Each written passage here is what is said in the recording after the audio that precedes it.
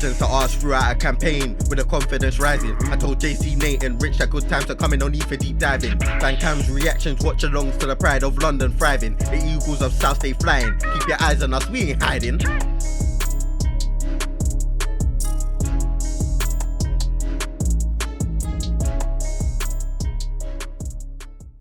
Yes guys, and we're back again with episode 7 of Transfer Weekly. It's 7 weeks already and we ain't stopping anytime soon. Transfer window's still going for a little while. Let's see what happens. I'm JC, I'm here to show you what rumours are happening with Crystal Palace and how they will benefit us. In today's episode we're going to talk about one potential outgoing, one loan outgoing, one loan in. Not really sure how it's going to work, and the differences between two players, and we're almost signed one of them. So let's get straight into this one. So yes, the first potential outgoing is Christian Benteke. Well, where do we start with Christian? He's trying and he's doing everything he can do to stay in the squad right now, but unfortunately it looks like Vieira is not having any of it. Pre-season he's looking very good, but last season I don't think he looks good enough for what Vieira wants. I think Vieira's looking at more younger, more talented players. Benteke is not untalented, I'll just put that out there. I think he's still a very good striker. I just don't think that what we're doing right now is really suited for him specifically. I think mainly because the time which he was amazing was under Allardyce, where it was down the wing, ball in the box, Benteke does what he does best. But we've sort of gone away from that a little bit now. We're sort of playing more proper football again. And unfortunately, that's not Benteke's game. He's trying his best to adapt, but that's not what's happening for him right now. Currently, Bournemouth and Wolves are in for him.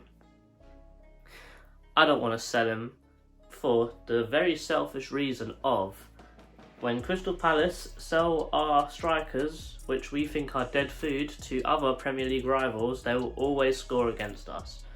And I can't stomach that because I quite like Benteke. I think he's always been a proper focal point in the club because in being the transfer record that we've spent, he's always going to be in our minds that he is the most expensive player we've ever bought, and that one season where he scored 17 goals, that was an incredible season.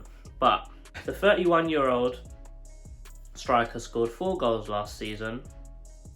He's only got 1 year left on his deal, so we could actually recuperate a little bit of that money. We spent 30 odd million on him, so at least getting what, 3, 4, 5 million pounds for him is better than losing absolutely all of our money. Especially after we put him on a couple extra contracts. I'm pretty sure with his wages being so high, we probably spent upwards of 60 million on him altogether, which is incredible to think about. Last year he started 11 games, played in 25, scored 4. He had 287 minutes between each goal he scored, 1.6 shots per 90, 0.5 shots on target per 90. This just shows he's not the kind of player he used to be. He used to be very lethal in the box. Even the snapshots he took were always on target, but it looks like he can't even shoot on target these days in the league. But it's just upsetting, really. 1 assist and 8 big chances missed. That is not good, really. It's not the quality that we need. Unfortunately, Mateos is way higher.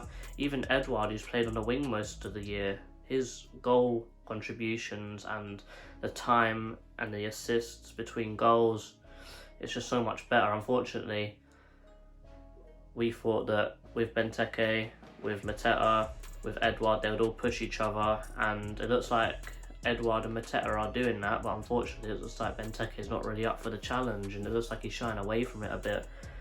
Personally, I think if you should go to one of them, it should be Bournemouth, because I think that a big fish in a smaller pond like that would be very beneficial to them.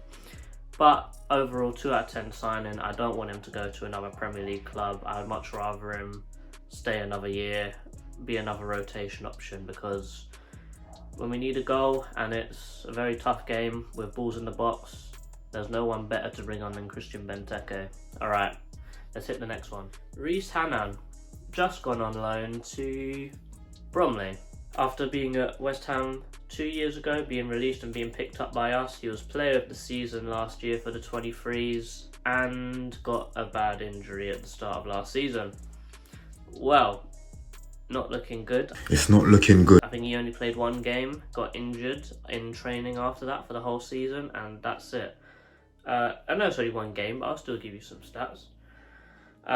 He only played 90 minutes, 9 clearances, 1 interception and 1 tackle. Well, clearances are very good. Looks like he's putting up very good defensive numbers. Not much attacking numbers, so there's no point in reading them. But I know you're coming back from injury, and I know that this is more likely a loan for just getting fitness back. But surely, if he was the guy that was meant to be knocking on the first team door a couple of years ago, and now he's getting loaned to a non-league team. I know Bobby from the Women's Watch-Along was saying that some non-league teams are better than League 2, League 1 teams. But I'm sorry, but I can't see it the same way. Your league football is a different beast to non-league football, and I think even if you're trying to get fitness back, you need to go to League 2. At least it's league football. It means something when you're playing there. I think this shows a little bit that Teo Adaramola is that guy now. I think that Hanan has dropped another place in the pecking order. It's a bit unfortunate, but it is what it is. I think it's incredible that we're looking at all these young players and that Vieira's bringing through, and we're looking at him and we're thinking he is good, but he's not good enough. We're starting to make a little bit of that Chelsea mentality, if that makes sense, where we're bringing up really good players and we can actually sell them for a bit of money so we can reinvest that money back into the first team again for players which maybe don't come through the youth. Maybe we haven't got a good striker coming through the youth right now. We can actually go out and buy one. Incredible if you ask me. 0 out of 10 transfer for me. I think that even if you're getting match experience, it needs to be at least league football. Is he finished? I don't know. Put it in the comments below. Yes, there's another guy which is meant to be coming in. Is it on loan? Is it a permanent? I don't know. But we've already got Adler. But now this is Matthias Nascimento. I hope that's how he says it. This is a Botafogo striker, which Texter has the marvellous idea of loaning him to his European teams, either the club in Belgium, Lyon, or us. I don't know if this is a good idea, but he's a baller, and we'll get into this one. So, John Texter's got this idea of turning down Real Madrid. I believe they turned down £42 million for the 18-year-old in a January window, and Texter would like to loan him out. 3-month loan at Palace, 3-month loan at Lyon, something like that. Is it a good fit? He's 18, he scored pretty well in competitions, so he's played 25 games, 7 goals, 1 assist.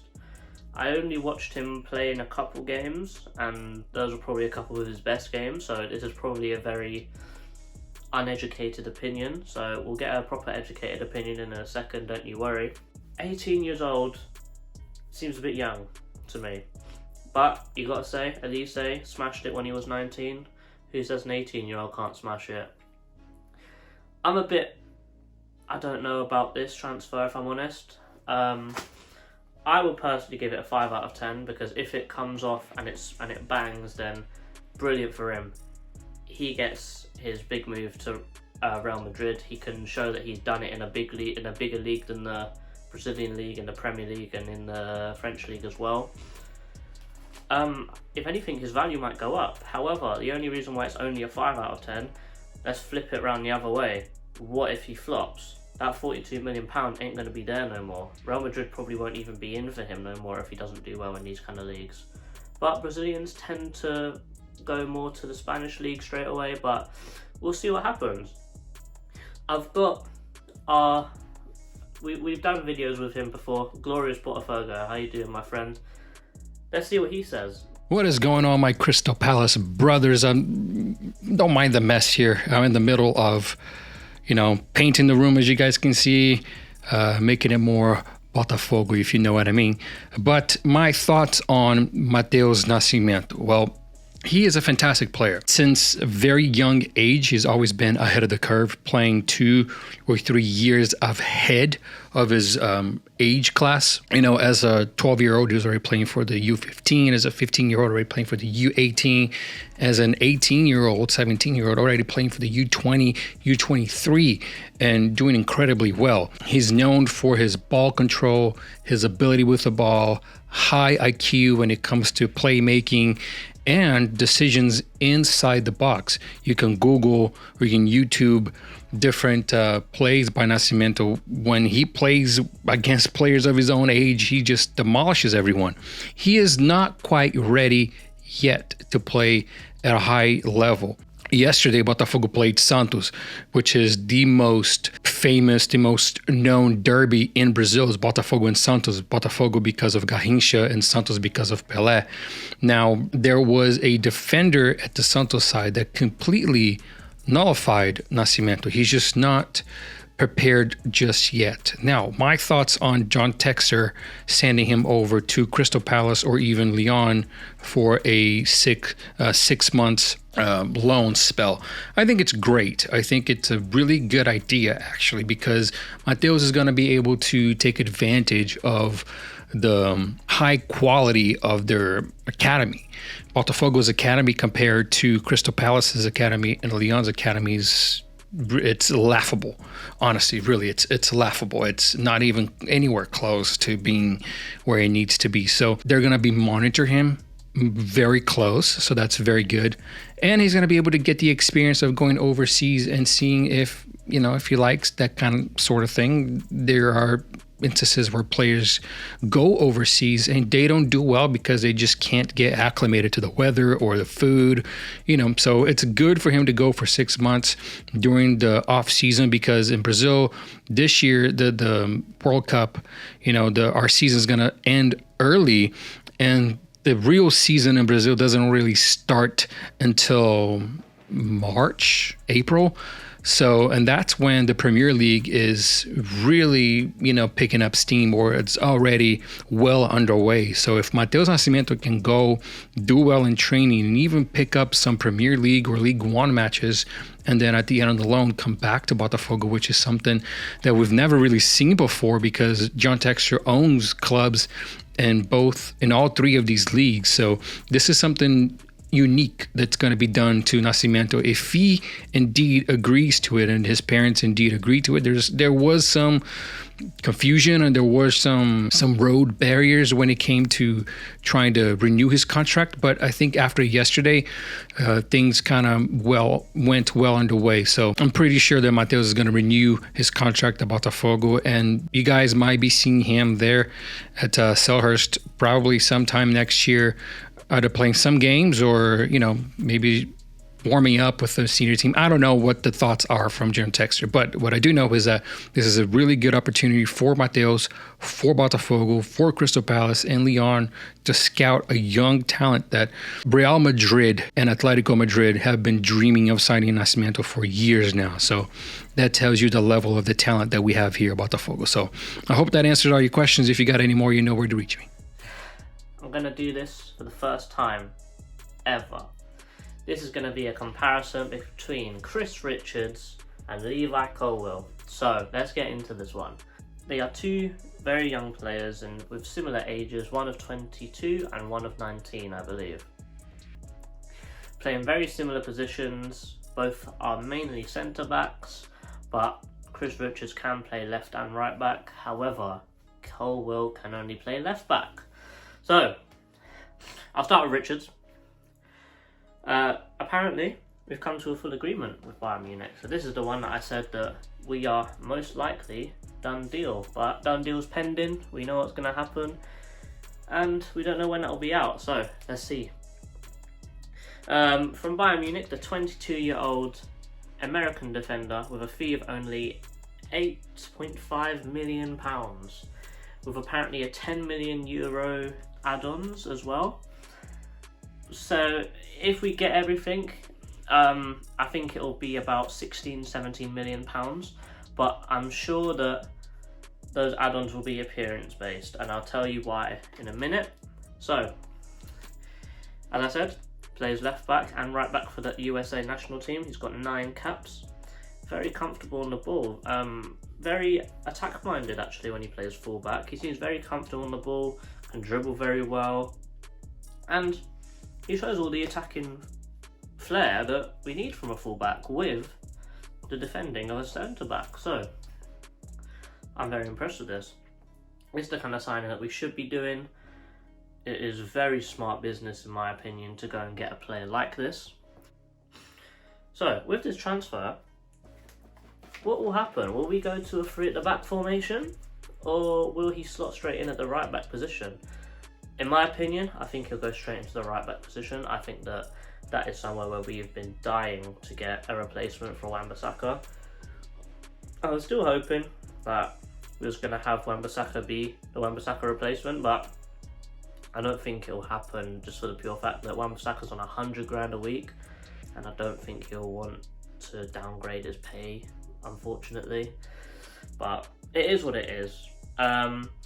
Enter Levi Colwill. So, 18-year-old English centre-back from Chelsea has an extremely positive loan season at Huddersfield last year.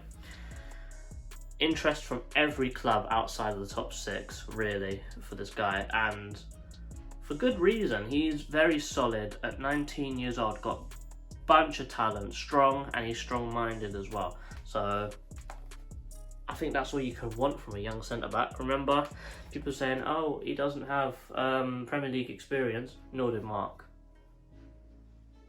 Nor did Elise. I think you can see where I'm going with this. So Colwill, I think he'll slot straight in. But the only way we'll get him in is if we go to a 3 at the back formation. And personally, after seeing it at Villa and seeing it not work very well at all, and how stressful it is at the back, I'm not fully up for it. I really like the 4-3-3 that we're playing, but we'll see what happens. But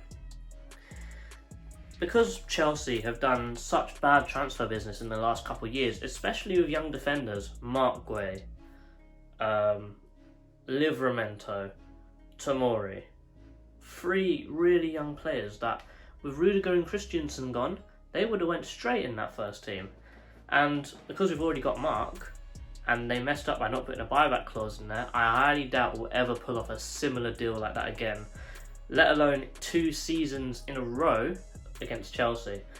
So I think Cole will be very overpriced. I think he'll be about the same fee with £20 million, and he can play left back, but that's not his preferred position. And also, Tyrick Mitchell is very comfortable at that left back position, and I know we need cover for left back, but I don't think that if we need cover for left back, we shouldn't be spending any more than £10 million or even £7 million for a backup guy. So it is what it is.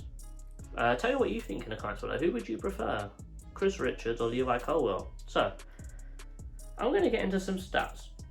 I'll show it on the screen. So this half of the screen over here will be Chris Richards. This side over here is going to be Levi. So the stats will pop up now, and I won't read it because there are way too many things to touch on, so I'll only hit the really important ones in my opinion. 29 games played last year for Levi, and only 20 played for Chris. 84 minutes on average played for Levi and 65 for Chris. They've both got 1 assist and 2 big chances were created. Chris only got 1 clean sheet in a whole season, where Levi got 11. I don't know. Is it lack of experience? I'm pretty sure that 1 clean sheet was at Bayern Munich, even though he had a loan at Hoffenheim last year. So does that clean sheet count? I know it does, but he's got world-class players next to him, so he hasn't done it completely in a less than optimal team, if I'm honest. 2.4 clearances to 4.1. Successful ground tackles are about the same, 68%, 66%. No offside. Cole causes a few more fouls and gets a lot more yellows. 1.1 interceptions, so 1.1 interceptions per 90, 1.3 tackles per 90, 2.2 clearances per 90 versus Colwell, who's got 1.3 tackles per interceptions per 90, 1.8 tackles per 90, and 4.1. What's that? 4.1 clearances per game. So the stats just show that Colwell is so much more of a better defender, and that he will be more of a fit, but he'll be more of a first team fit, if that makes sense. But we are looking more towards that right back position, which is why I think we're swaying more towards Richards. So, something I never normally speak about is injuries, because we're actually not looking at very many injury-prone players. However, Chris Richards is built like a quaver with a little, His injury record is terrible for someone so young. 22-year-old. Colwell got injured for like a week. Chris Richards got injured for months. Not good. We don't want another Ferguson. We bought a right back. We bought him. We bought Ferguson. Injured. Mad. I really do not want to spend nearly £17 million on someone that's going to be injured for more than half the season. We've already got a right back, which we've only seen about 5 minutes of him play, and he's been at the club for 3 years now. Big man team. Not looking good, but that's where I think the add-ons come in. There's 10 million euros in add-ons, and I guarantee that they are all appearance-based. So if he appears for, 75% of the season, we'll pay it. But with this injury record, do you think he will? Put it in the comments below. I'm going to now pass you guys over to the Eagle Eye football team, and they are going to show you or tell you their thoughts on who they think is the better signing for us. Hey everyone, it's Dan, aka Down to 10. Big up everyone watching, big up Eagle Eye, and big up JC. So with regards to Chris Richards, I've done a little bit of research, albeit I've not really seen him play, so I can only give some surface kind of information. But today we've bought him for quite a good fee. It seems like there's a lot of add-ons, which I'll come on to a bit later. But I think he'll slot in as a backup centre back. I have been told that he can play right back, although I couldn't find where he played right back for the USA or for Hoffenheim or for Bayern in the last year. Perhaps it might have been before then, but in what I've seen, he seems to be playing centre back, whether it's in a back three or a back two. He has experience playing both back two or back four rather for the US, and a back 3/5 for Hoffenheim, where he often played either left or right centre back. More often than not, it was to the right, but he has also played left. He's never played that holding centre back role. Which indicates to me that maybe he's a defender that wants to go forwards a bit more. Kind of like how at Chelsea, Rudiger and Christensen tend to push on, or one of those players. Kind of like an overlapping centre-back, I guess, in a way. Whether that then translates him also being able to play on at full-back as well, we'll see. Time will tell. Stats wise, I had a very brief look. It seems like he's got good stats. He's in good percentiles for most of them, and he seems surprisingly good going forwards as well. So that'll be an interesting element to add.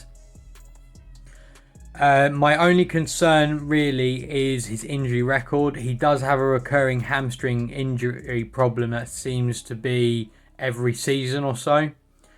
And this has led to between like 7 to 9 games missed, on top of other minor injuries that he's also had. I think last season he missed a total of about 12 games, if my memory serves me correctly. And I'm wondering whether that's played into the way the deal's been shaped. We don't know if there's a clause yet, but we know that the fee is relatively low. I think is about £8 million plus add-ons, which, if you include the add-ons, I think amounts to another 10 million, so about 18 million in total.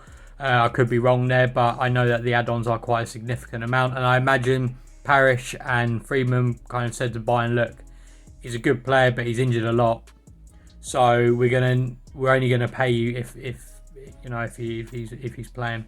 I have heard rumours about a potential buyback clause, but I think that's just Twitter being Twitter, and it was only one account that I saw it of. If we were to insert a clause, I'm going to guess it's probably going to like a first dibs kind of clause that Mark Gay's got with Chelsea. But overall, I think he's a good signing for that amount of money. I'm hoping that he can at least play a backup centre-back role. With his injury record, maybe backup to start with is maybe the way forwards. But yeah, and good for backup as well, because at the end of the day, our only centre-back option really is Tompkins, and he's in his 30s. So that means that Palace are only going to give him 1 year rolling contracts. If he decides that he wants to leave 1 year, that's it, he'll leave. Similar to how Cheika Koyate's left this summer. So I do think a centre-back is needed, or was needed. Okay, thank you very much and have a good evening.